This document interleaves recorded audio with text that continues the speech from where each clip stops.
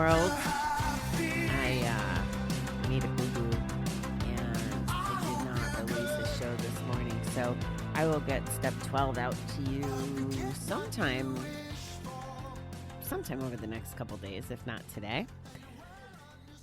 And I think I'll have that fella that I was talking about, that I'm pretty excited about him knowing music and stuff, as an interview for next week. So using music as therapy, if I'm understanding it right.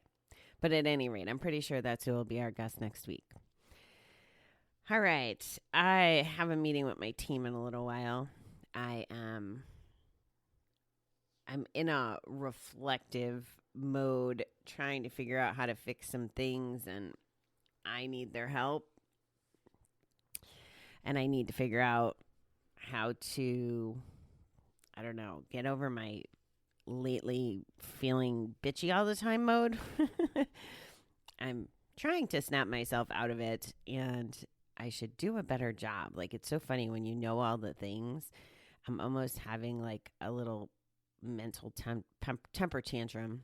It's like, well, I don't want to do the things. I want to kind of be miserable, but I don't want to be miserable. But I don't want to fake it till I make it miserable. I don't know. It's just a weird little loop I'm going through. And I'm sure this too will pass. It snowed crazy here. I guess there's over 2 feet of snow. I really wasn't paying attention to the weather. But yesterday I went outside. Well, I kept watching outside. Now I've been in this place. This is going to be the third winter, and they fucking suck. They just really suck. They're horrible at plowing. They're horrible at follow through. We had a property girl last year that was awesome and moving the needle on things, and it was better.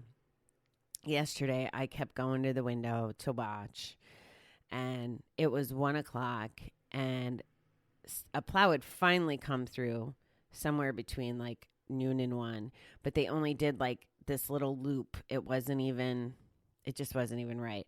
There's notes all over the building threatening, tow your vehicle will be towed if you're not parked in the right spot. Well, it's bullshit. They're not even managing it. There was cars that should have been gone.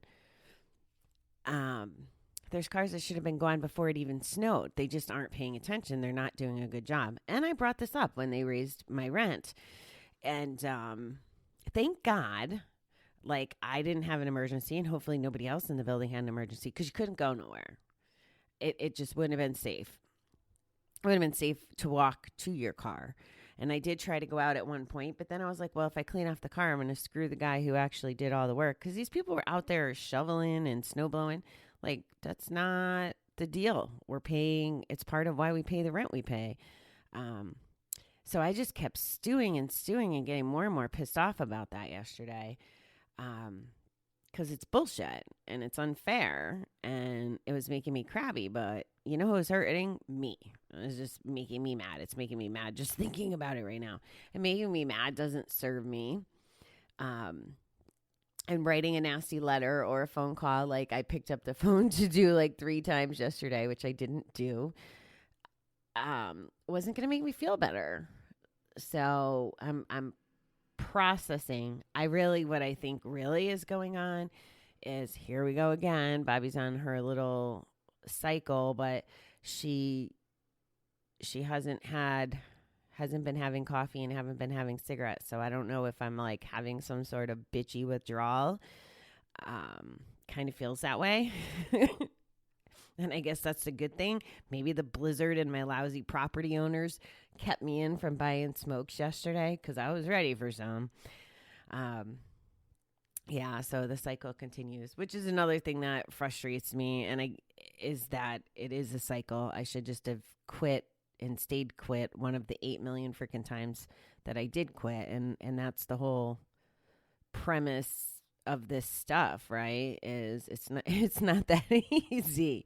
But what ticks me off is the stuff that I use to survive life and to stay away from gambling and to stay away from alcohol. Why aren't they working for cigarettes? Or maybe they are by me keeping cigarettes, because I allow myself the grace to smoke so that I don't gamble and drink. I don't know. I don't have all the answers on that. I can just tell you that it's not fun right now. I'll try to figure out how to make it fun, but it's not fun in this very moment. So let's do the reading. Madeline L'Engle, I think is how we pronounce that. I had to look and make sure it's the 18th. It is the 18th. Wow, so we're a week away from Christmas. Holy moly. Anyway, this is what she says. We are suspicious of grace. We're afraid of the very lavishness of the gift. But a child rejoices in presence. A lot of stuff about childs this week. If we can read these words, grace has touched us. By the grace of God or nature or luck, we have been given the gift of literacy. If we can hold this book, we've been graced with the hands that can create, caress, and carry. If we see the words, we have eyes that show us the world. If we're reading at home or in a hospital or on a train, we are graced with a place to rest and live and be well. Some of us ask, why do I have to get the disease of why did I have to get the disease of addiction, yet forget to ask, why am I alive when other addicted people died before reaching recovery? Wow. I'm going to say that again. Why did I have to get the disease of addiction, yet forget to ask, why am I alive when other addicted people died before reaching recovery? We'll never know the answer, but we can be aware of the grace that surrounds us and be grateful for what we have. Today, let me be aware of grace. Let me focus on near misses rather than Today, let me be aware of grace. Let me focus on near misses survived rather than on wishes that didn't come true. Well, there's a little perspective, huh?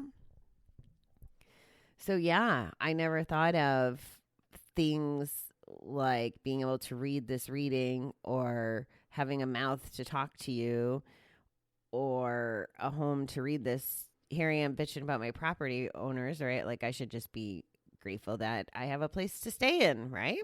And that I'm safe and that, my car is safe. I mean, if I'm going to be, that makes me feel like I sound materialistic and I'm really not. But there is a lot of things that I should accept as grace and just have gratitude for and shut up. I told you I need to work through this process. So you're kind of stuck with me going through this process. And I can't tell you that I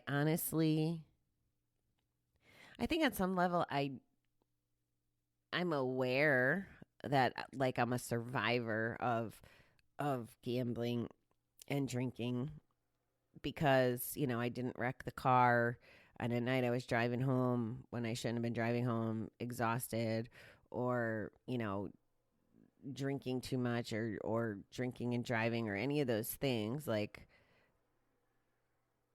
I've never thought of it in this perspective of being grateful for finding recovery versus dying of recovery or dying of addiction.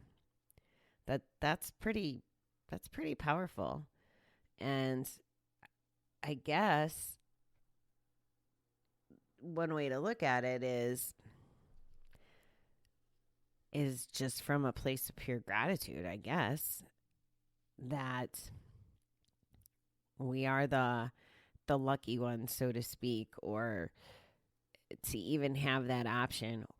Or if you're still struggling, maybe it's about making the decision. Do you want to be one of the addicted people that die? Or do you want to be one of the graceful people that recover? That's kind of crazy and powerful. I'm like really, really impacted by that sentence. So think about all the things that you are graced with. And again, it's holiday season. Maybe that's why they're talking about stuff like grace and gifts and presents and life. So yeah, let's think about what we could be graceful for. When I use the word grace, generally, it was always graced with someone's presence. And I've always used it in a sarcastic form. And I think I need to make sure that I'm not using it just in that way anymore. And I can't even think of like a person I used it on, graced with their presence. But I know it's kind of like snarky. And I think that looking for the true meaning of grace is kind of a little bit more beautiful and more the context that grace should be given. So gratitude and grace. Think about those things today, guys. All right, have a happy Friday. I will talk to you soon. Maybe later with step 12. All right, take care.